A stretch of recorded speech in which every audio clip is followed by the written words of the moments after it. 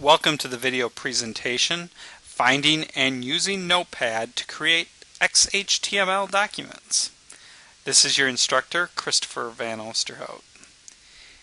In CIS 257, you'll be using a plain text editor to create your HTML or XHTML code.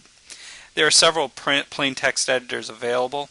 In Unix, you may use something called VI. In the Mac, you would use something called TextEdit.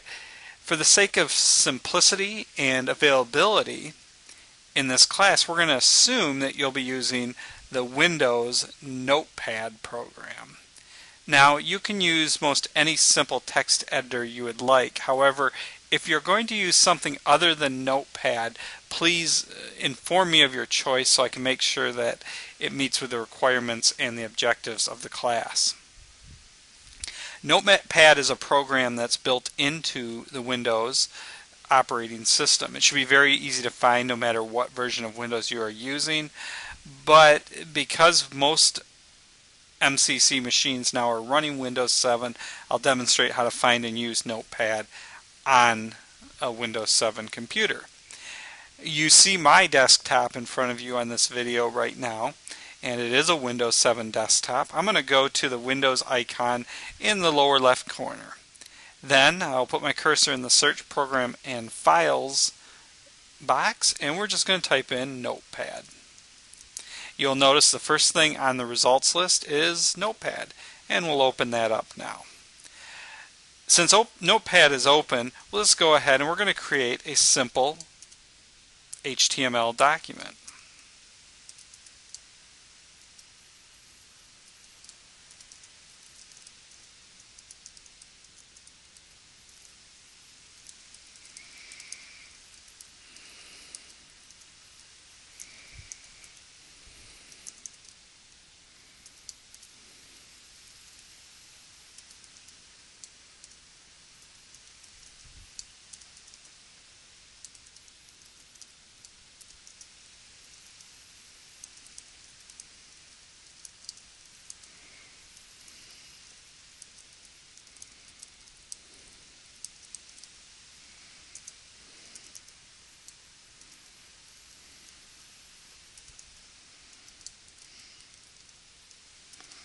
Alright, so we've just created our first simple HTML document. We're going to go to the File menu. We're going to say File, Save As. And the first thing you'll notice is that Notepad by default wants to save your file as a text file. We're going to ask it not to do that. Just say All Files. And we're going to save this particular document to the desktop. Now you're going to want to save it to whatever is appropriate and makes sense on your machine. We're just going to call this My First HTML Document .html. And we'll save that. And now it's all saved. So I'm going to go ahead and close out Notepad. Now you'll notice here is a document on my desktop that's called My First HTML Document. So it appears to have been successfully saved. Now when we want to go back to edit that document, you'll again want to edit Notepad. Open Notepad. So we're going to go again to the Windows icon, find Notepad. And we're going to try to open it. Now you'll remember just a moment ago I said that Notepad wants to save all your documents by default as text files. Well, the reality is when it opens files, it's going to look for text files as well. So if we look at my desktop here, you'll notice there is no file showing up. What we're going to want to do is broaden the search so it now looks for all file types. And once we've done that, we see the document, My First HTML Document.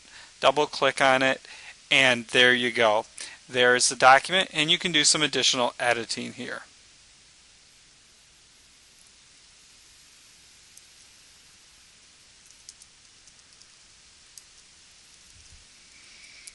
And we'll go ahead and save this document. Now the new version is saved. We're going to close this, and I'm going to show you another way to easily open your files in Notepad. We'll go ahead and open Notepad.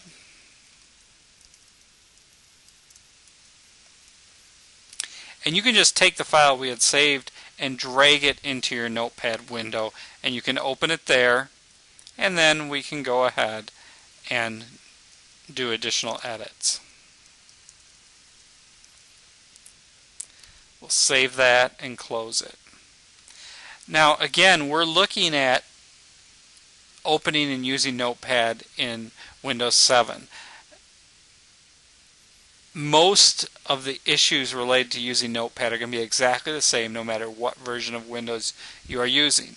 However, in some older versions of Windows, it is possible that you don't have the search function that we talked about right here, where we entered the word Notepad.